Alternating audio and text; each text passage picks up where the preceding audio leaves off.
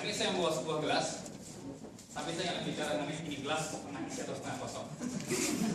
Saya akan bicara bagaimana segelas air dingin bisa memberikan orang inspirasi untuk melakukan sebuah perubahan energi. Pada tahun 1940, hiduplah seorang remaja, usianya sekitar belasan. Dia hanya lulusan sekolah dasar. Dia bekerja di sebuah pertambangan minyak, pekerja kasar. Dan saat itu karena dia bekerja di lapangan, dengan suasana cukup panas di padang Arab sana, dia sangat merindukan yang namanya segelas air putih dingin. Gayo bersambut ternyata ia melihat ada sebuah dispenser saat itu, katakanlah seperti itu, dan ia segera mengambil segelas air putih dingin. Segera ia ambil dispenser itu dan menemukan segelas air putih dingin. Dan apa yang terjadi? Ada yang menghampiri seorang engineer Amerika saat itu. Dia menghampiri bahwa, "Hai, anak kecil itu namanya Ali. Ali, apa yang sedang kau lakukan?" "Saya mau ambil air. Tenggorokan saya haus sekali." "Panas, Pak." "Tidak. Itu air hanya untuk engineer. Kita harus bekerja seperti kamu." "Tapi Pak, ini cuma segelas air." "Tidak, ini hanya untuk engineer." Kalimat itu sangat tertanam pada diri Ali, sehingga ketika dia pulang ke rumah, apa yang terjadi? Kalimat itu terus mengulang. "Kenapa sekedar hanya minum segelas air dingin? Saya nggak bisa. Saya bekerja di perusahaan itu, tapi kenapa saya nggak boleh minum air dingin?" Kalimat itu menjadi lecutan diri Ali untuk terus bekerja keras. Dan akhirnya di malam hari ia melanjutkan sekolahnya dari SD, kemudian SMP dan SMA. Berhenti sampai sana?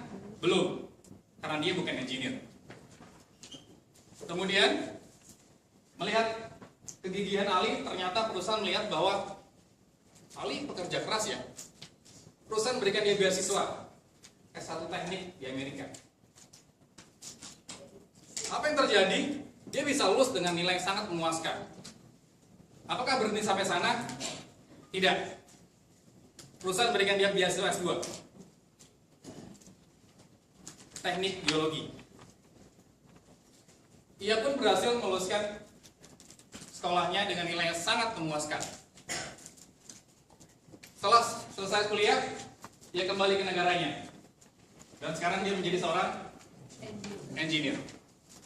Ini dia bisa menikmati segelas air putih dingin tanpa ada satu orang pun yang bisa menghalangi dia. Segelas air putih yang rasanya sangat berbeda ketimbang air putih pada orang lain. Apakah berhenti sampai sana? Ternyata belum. Pekerjaan Ali yang sangat baik membuat dia dipromosi. Jadi seorang supervisor, menjadi seorang manajer, dan akhirnya dia menjadi seorang VP production. Dan apa yang terjadi? Engineer Amerika yang dulu menghardik dia, melarang dia meminum segelas air putih, ternyata jadi bawahan. Dan kebetulan saat itu engineer Amerika mau cuti ke negaranya. Dia kangen keluarga. Maka dia harus mengajukan proposal cuti tersebut kepada atasannya. Siapa? Ali. Dia maju ke depan Ali. "Pak, saya mohon approval-nya, saya mau cuti. Saya sudah hidup dengan keluarga. Saya tahu perlakuan kasar saya zaman dahulu kala, tapi tolong kali ini jangan kaitkan peristiwa masa lalu dengan perbuatan kasar." Apa yang dilakukan oleh Ali? Ali bilang, "Saya tidak perlu memaafkan kamu. Yang ada saya harus berterima kasih pada kamu. Karena gara-gara segelas air putih yang kamu larang saat itu, sekarang saya duduk sebagai seorang VP." Akhirnya Amerika pun bisa cuti bertemu keluarganya. Ternyata karir Ali tidak berhenti sebagai VP. Dia naik lagi menjadi seorang presiden direktur sebuah perusahaan minyak dan gas di Saudi Arabia, namanya Saudi Aramco. Orang tersebut namanya Ali Ibrahim Al-Naimi. Teman-teman bisa google. Dari cerita tersebut, saya terinspirasi bahwa ternyata perubahan energi tidak melulu fisika dan kimia.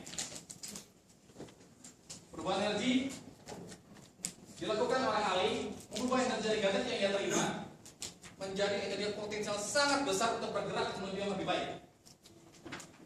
Itu adalah pilihan. Ahli bisa membuktikan. Banyak sekali energi negatif yang kita terima. Itu adalah pilihan kita. Apakah kita justru hanya sekedar menerima dan menanam energi negatif tersebut dan bisa mendarat kita setiap saat menjadi berpikir, atau justru kita terinspirasi bahwa energi negatif kita bisa ubah sedemikian rupa sehingga kita bisa melesatkan diri menuju yang lebih baik. Merinding gue. Demikian, saya akan akhiri dengan pantun. Iya. Saya akan akhiri dengan pantun. Mencari kain bermotif di Gunung Sahari. Dari Gunung Sahari kita ke pasar ikan. Banyak energi negatif yang kita terima tiap hari. Tapi perubahan energi kita yang lakukan.